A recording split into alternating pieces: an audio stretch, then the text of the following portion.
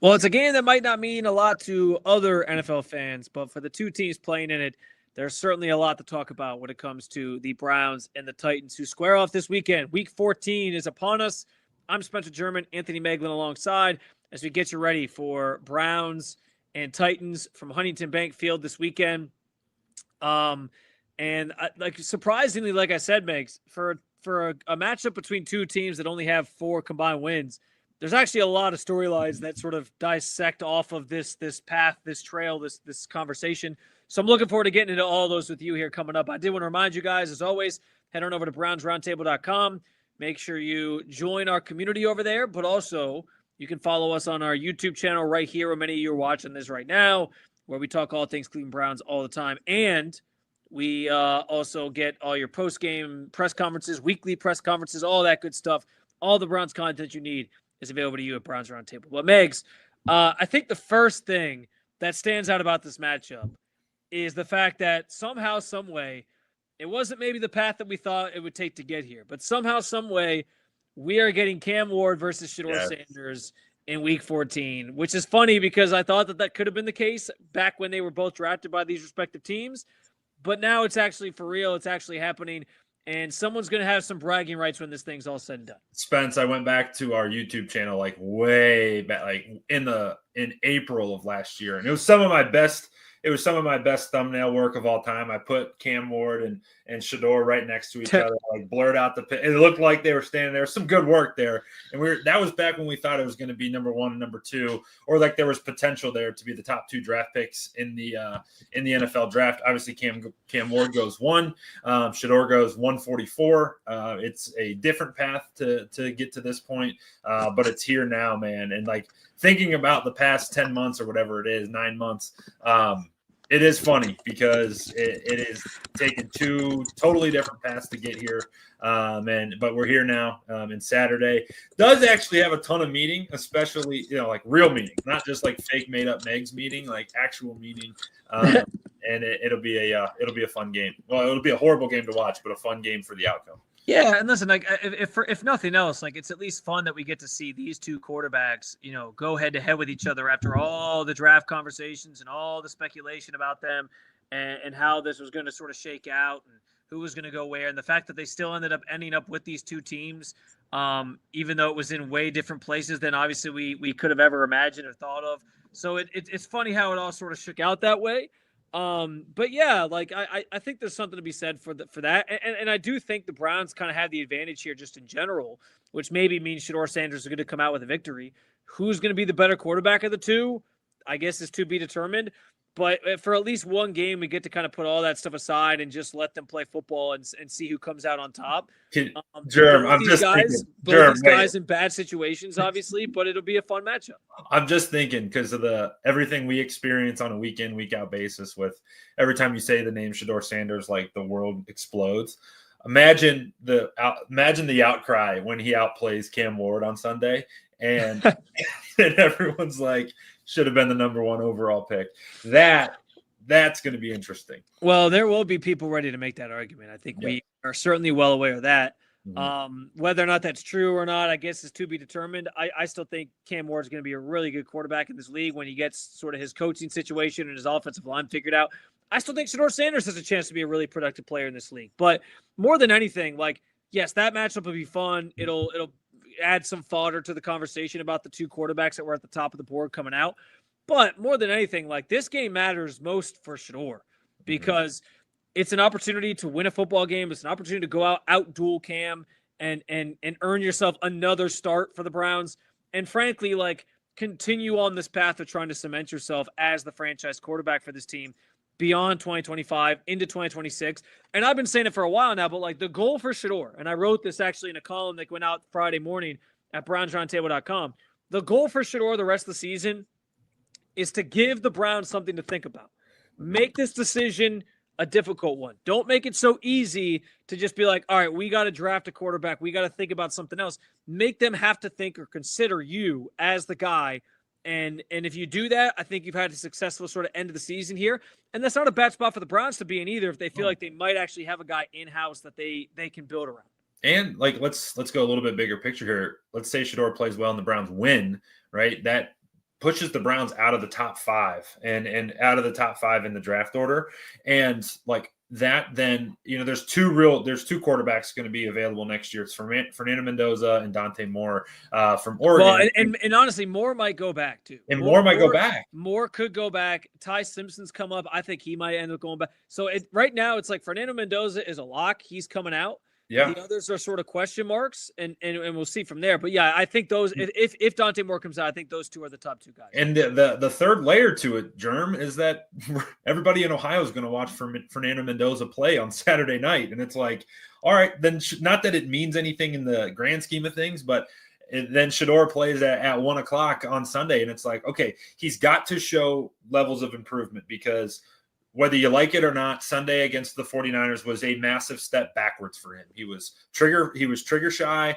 He was not ready to pull it. He missed a bunch of open guys. He missed a bunch of big opportunities. He missed obviously the Jerry one, but there was an Isaiah Bond one later in the game. There was throws that needed to be made that NFL quarterbacks make that he didn't. Now, none of it was, oh my God, this is horrible and incorrectable. It's just that next step, that next growth point that a young quarterback has to take. He has to take it. His timeline has to be accelerated because he's only got a couple games left to show them and to prove your point, like you said, that he can be a guy for him. You, I think, are underselling how important I think Saturday is, though, for Fernando Mendoza in this quarterback conversation. Because, listen, like, Fernando's been great this year. There's been some moments, though, where you've been like, okay, I don't know, like at that Penn State game. And then he had the great drive at the end. It made you feel like, okay, this guy's got that it factor.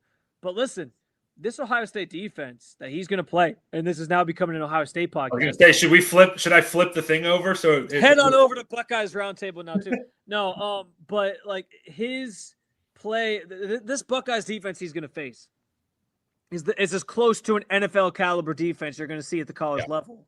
And so how he performs against that in a win or a loss is going to matter to people, and it's going to be something people have their eyes on. So I actually think it's a really good point that you bring up, because people are going to watch that on Saturday, and it's going to pave the way for Shedeur versus Cam on Sunday in this state and in this city.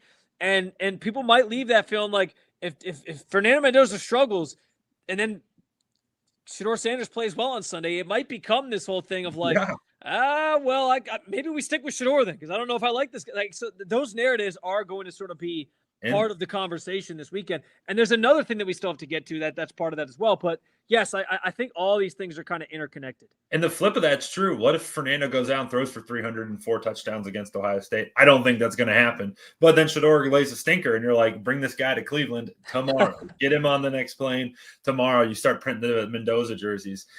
Regardless, it's a massive – every game for Shedeur is massive, just because he's only got a handful of games to prove that he can go and he can do it. And his timeline is very fast. It's very accelerated. He's got to do it. He's got to do it. And he's got to prove it on Sunday.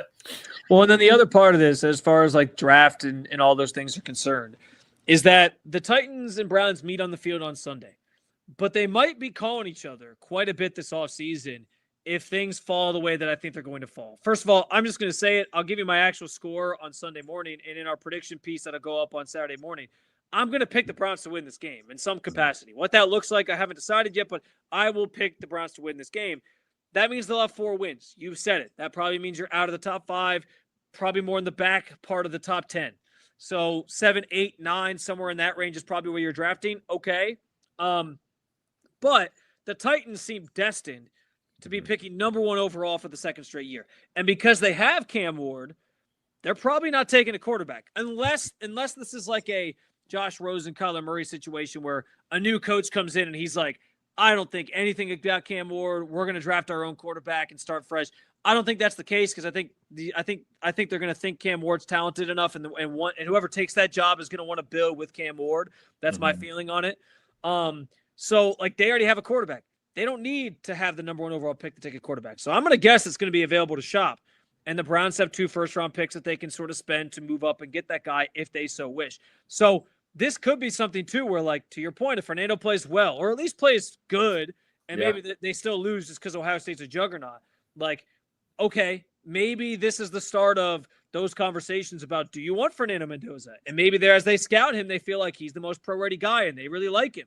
And if that's the case, you could be calling this team in, 2-3 months and asking, hey, what's the price for us to move up and acquire that number 1 overall pick so that we can get the quarterback that we think is our quarterback. So it's another reason why like Shedeur playing well or bad or whatever, like all these things kind of intertwine, because if Shedeur doesn't play well and if they get to the end of the season and they think, okay, our future quarterback is not on this roster, you may have to go to one to get that guy. And even if it's not Fernando Mendoza, maybe it is Dante Moore.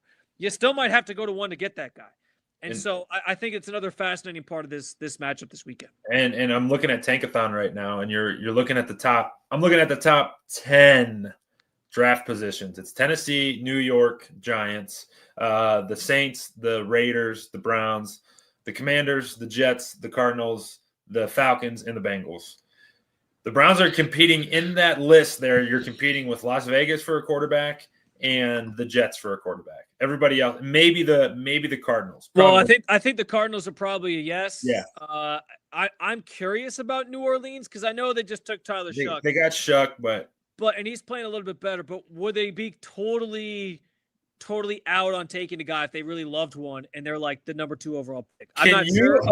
But sure. Yes, I think. I mean, I will say I think the top 10 is falling nicely where there's not too many teams that you have to worry about, but you're still going to have to probably jump a team like Vegas who you've beaten, and so you're obviously going to be further down the order because of that. You're going to have to jump a team like the Jets. We're getting a little ahead of ourselves. Could you imagine Fernando Mendoza, the Las Vegas Raider? Like to talk about two guys, a guy whose personality doesn't match Vegas. It would be Mendoza.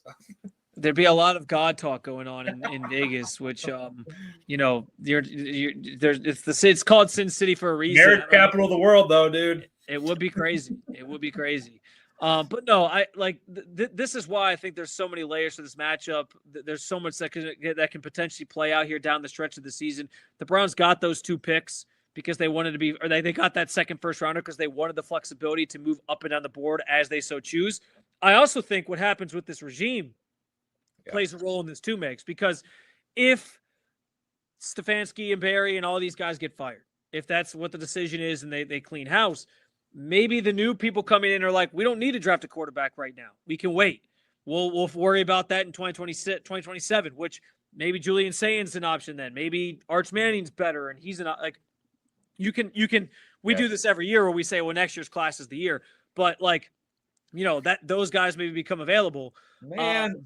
So yeah, I'm talking about playoff football, dude. Damn it, we're doing the draft talk. We are. But and that's the thing though. Like this regime though, they might have no choice. Like I know that Jimmy Haslam said it's going to take time to figure out who the quarterback is and get that decision right, and that's all fair.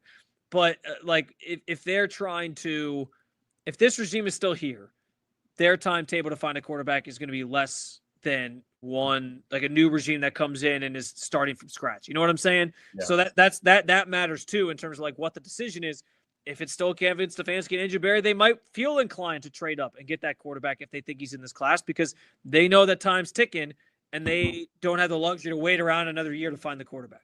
Yeah, no, it's going to be a fascinating conversation to sift through, and it's going to get loud this weekend, and it's going to be a lot of fun. I think, if you're into that sort of thing and talking about drafts, because here we are doing it again, which sucks, Jeremy. Why can't we just do playoff football? 2 years ago, I got a memory. 2 years ago, I was in LA for the Browns-Rams game, the Flacco's start debut, and that took me back to some better days, brother. It took me back to some much better days. Well, you tell me, would you rather talk draft or would you rather talk whether or not the Browns should trade for Kyler Murray and he's their quarterback next year? Well, I would rather talk about the damn playoffs, Germ. Dang it. Well, hey, we're a win away on Sunday from them being back in the hunt. So there you go. They'll be in the graphic again if they win on Sunday. I bet you somebody will put them in there. I'll put them in there. Yeah, in Megs' graphic will be in there. Speaking of the matchup, though, like part of the reason I feel confident in the Browns when it comes to this game is like they still have this otherworldly defense, and I know, Malik Collins is hurt; he's done for the season. Other injuries on the defensive line this weekend as well. Isaiah McGuire's questionable. Mason Graham is questionable with a rib injury that he sustained against the 49ers, although he mentioned in his press conference on Friday that he's going to play. And then also questionable is Mike Hall, who's going to be, I think handling the brunt of Malik Collins snaps next to Mason Graham. So with those guys banged up, the deepest position group on the team is suddenly lacking a little bit, and that makes me sort of wonder what that kind of looks like up front for the Browns if any of those guys, any number of those guys can't go. But with that said, there's still Myles Garrett, and this is also a Titans offensive line that has given up the most sacks in the NFL on any quarterback. 48 times Cam Ward has been sacked. It's been a disaster. There's a chance Myles just absolutely feasts on Sunday. Yeah. He could break this record on Sunday. He needs 3.5 to tie the record, 4 obviously to break it. He might get 4 again and break it with 4 games to go after that, which would just be absolutely stunning and remarkable. It would be out of control, and it would be so cool. And I hope he gets to do it at home, which would be amazing. And just shed a little bit of positivity on this team, because the defense has been the lone bright spot, but he's been so special this year. That clip, I've watched it a million times. The clip of him, the Euro step, bro. My honest reaction when I saw the back view of it, I thought it was like one of those videos where they you just superimpose somebody really far away, and he jumps across the screen. That's what I thought it was, but it turns out it was just a real human being doing that. And it does. Words don't even do it. Words do not do him justice at all. He's an unbelievable player playing at an unbelievable rate right now. He's so much fun to watch. He really is. It's kind of this double-edged thing, because on one hand, watching Myles week after week is awesome. And I actually think we got a little bit of foreshadowing this week with Myles winning the AFC Defensive Player of the Month for November with his performance. Carson Schlesinger winning the NFL's at-large rookie Defensive Player of the Month, or Defensive Rookie of the Month, whatever.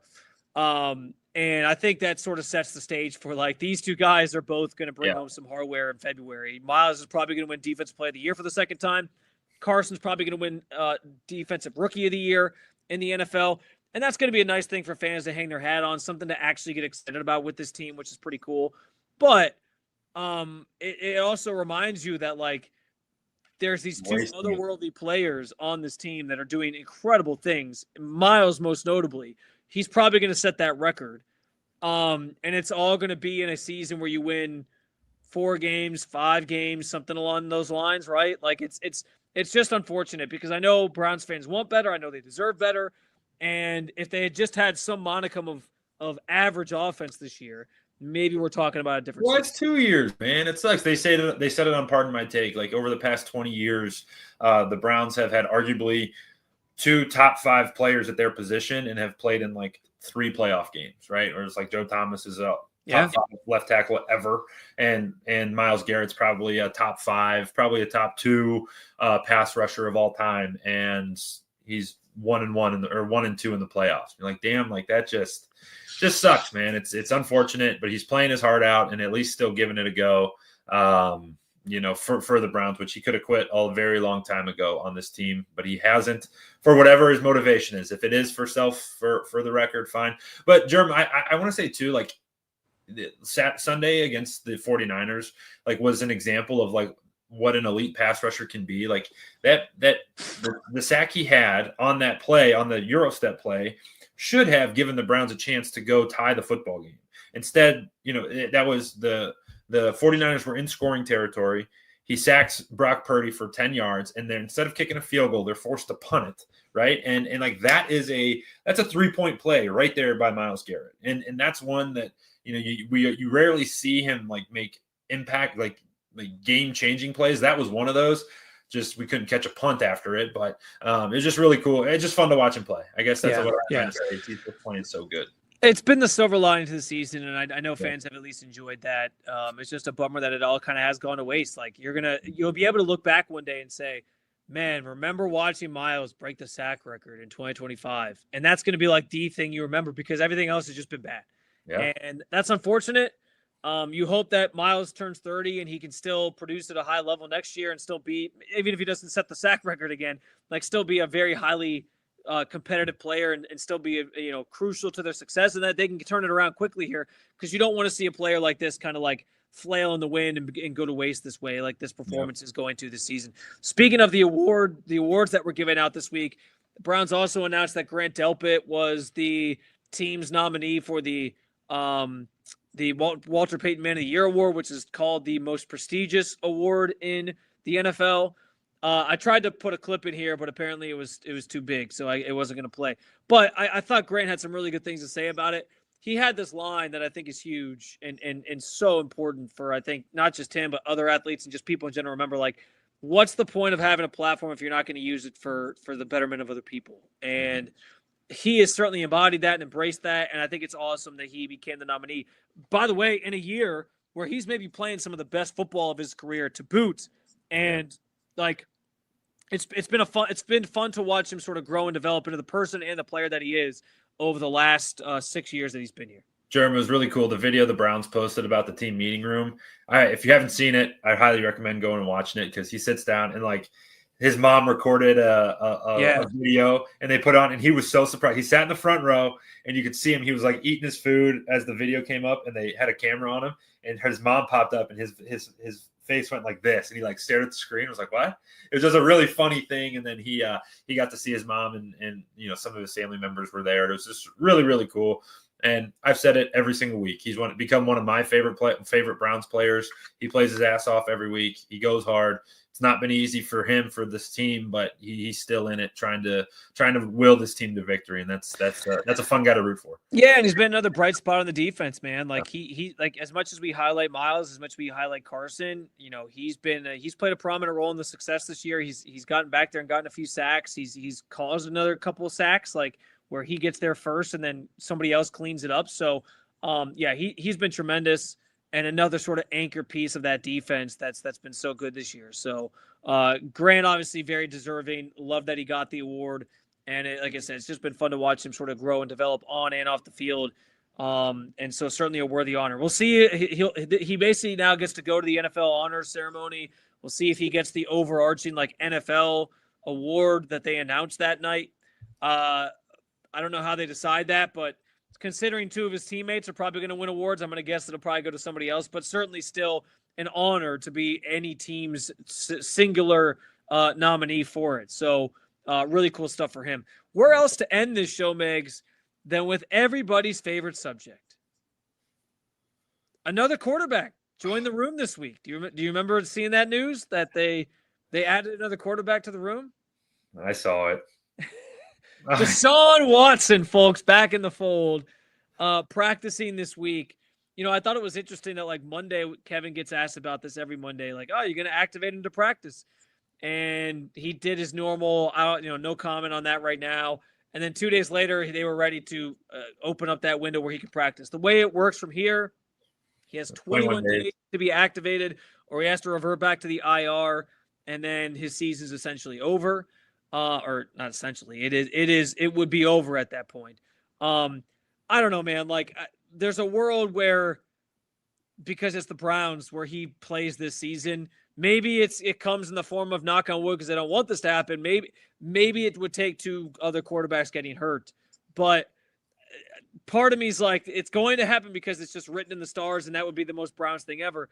But in my heart of hearts, I don't actually think that Deshaun Watson is going to play this season. I think this is mostly just about like, they can't deny him getting back out on the field if he's cleared medically, because then it's a NFLPA thing and all that.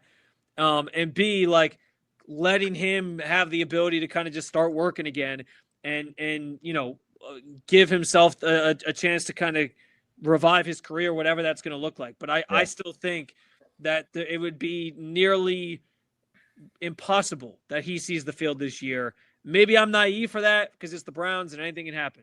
But I just don't think it's in the cards unless it's something that's injury related and two other guys get hurt first. They can't do it. They can't do it, man. It would be so bad for so many reasons. Like, just like, let's move on. Let us all move on from this era of Browns football and like just get past it. Where we felt like we were already past it, but I don't know, man. It sucked to say. I don't know. It's tough. Well, to your point though, maybe that's the biggest thing too. Is like, this fan base there's been a lot of apathy around this team the last 2 years, and a lot of it's been sort of fueled by his presence. Like, can you really trot him out there and try this again? And like if anybody's still trying to sell themselves on like the ghosts of Deshaun Watson and like, oh, we think he can still be something like within this building, they got to get a grip. That ship has sailed. It's gone. I don't think that guy's coming back. So if the motivations behind trying to get him back on the field would be, we think that we can still salvage this thing, I think you got to fire everybody at that point, because that cannot be the mentality for this team going into 2026. But we could talk about 2026 down the line in terms of Deshaun's future, but I just don't see a world where he plays, at least not this year, for this team, unless, again, it's an injury thing. I think they'd be more inclined to go back to Dylan if Shedeur struggles than I do them actually putting Deshaun out there. I don't think he'll be activated, but before the season's out, I think he'll probably will revert back to the IR, but we'll see. Or maybe he becomes active and he's just like the third string and he's like the emergency quarterback every week. I don't know, but it makes no sense to play him from so many different perspectives. Most notably that I just think this fan base is tired of it. You're going to lose. You've already lost so many people because of this. It's time to close that door. Yeah, close it. And you got people pissed about the Browns just being bad again, regardless. You throw him back out there, even if it's in mop-up duty, it's going to be the negative pushback or the negative feedback on that's going to be so loud. And I don't want to deal with it. I don't want to deal with it. So please don't let it happen. I mean, I have to think that this organization knows. I mean, at least a little bit. Yeah, right? They know it would be a bad idea. And as they're trying to get people excited about a stadium in 2029 and all these different things, at some point you just got to – and I think they've already taken the steps towards that when Jimmy Haslam says it's a big swing and a miss. They at some point just have to rip off that Band-Aid and accept it didn't happen. I think they're trying to do that. Yeah. But you saw this news this week, and I know people's, ears perked up uh-oh. You make a good point though about the NFLPA stuff. That's a real thing where it's hey, if they can't deny him from being on the field, that's absolutely positively part of it. Yeah, there's challenges with that. You got to be careful. I mean, you could always say your team doctors didn't necessarily approve him to return, but at the same time, if other doctors are saying that, he could have a discrepancy there and have a dispute there. So we'll see what happens with Deshaun Watson. I know it's the topic everybody wanted to avoid. But if you made it this far with us and you stuck it out, thank you. Yes. Two things. I got two things. What's your take on the Wyatt Teller stuff? Because they just they just released the game day availabilities, and he's out, didn't practice all week, and Jack Conklin out, didn't practice all week. He's concussed, so that one. I think we can have a deeper conversation about the Wyatt Teller thing maybe next week about what it all means. Because I think it is them sort of testing the waters on Tevin Jenkins. Wyatt has struggled at times, pretty notably this year. But I also have a hard time believing they're going to rebuild this entire offensive line this offseason, because that is not easy to do. So I think there's a deeper conversation there that I want to give valid time for. So we'll talk about it later. But I think there is something there. Yes. All right. Thing two. For any of my D3, any of my D3 faithful, Jeremy, I'm going to do it. For any of our D3 faithful, you're looking at 2 blue streaks right here. Big weekend in John Carroll football. John Carroll versus Mountain Union. Big one. Streaks by 1,000,000 on Saturday in Alliance. Let's go blue streaks. Here we go. What's the line on this game? Do we know? I've seen do the Sharps know? I've seen 13.5 Mount minus 13.5. I would take it as far as John Carroll. I'd give John Carroll 6.5 points. That'd be my cutoff. I got the blue streaks, baby. The blue streaks are rolling. We're feeling good. It's looking good. Let's go. I do find it hilarious, by the way, that I'm finishing with this on that John Carroll left the OAC. All right. No, I'm just saying they left the OAC to get away from Mount, and all roads left the OAC to go to a better conference. All roads lead back to Mount Union. That's all I'm saying. We're not scared. All roads lead back to Mount Union. We are not scared of no purple. We're not scared of no black. I promise you that. No worry. I'm not scared of Alliance, Ohio. I'm not scared of the Karis Stadium. We're not scared of anything. We left the OAC to go to a better football conference. With better schools. It is not a better football conference. It is. 3 teams in the playoffs this year. Look how much OAC had. 1. Yeah, let's go. Well, that only bolsters the argument that they were trying to get out from Mount Shadow. No. That's just me. Anyway, we appreciate you guys coming to hang out with us. Head on over to brownsroundtable.com. Megs is suiting up. He'd go play quarterback for them right now if he could. He'd go play quarterback for the Cleveland Browns if they asked him right now. And that wing still works. They could use some of those quarterbacks. Anyway, they'd rather see you than a certain somebody we just talked about. BrownsRoundtable.com. Check out our written content over there. Also, make sure you subscribe to the YouTube channel, Browns Roundtable on YouTube, where you can find more content like this, all the press conferences throughout the week and post-game as well. And as always, we'll have a conversation with you pre-game on Sunday and then post-game on Sunday. All kinds of good stuff to react and get you set for this Browns and Titans matchup. Have a great weekend. We'll talk to you Sunday. Until then, keep on following along with all things Cleveland Browns with Browns Roundtable.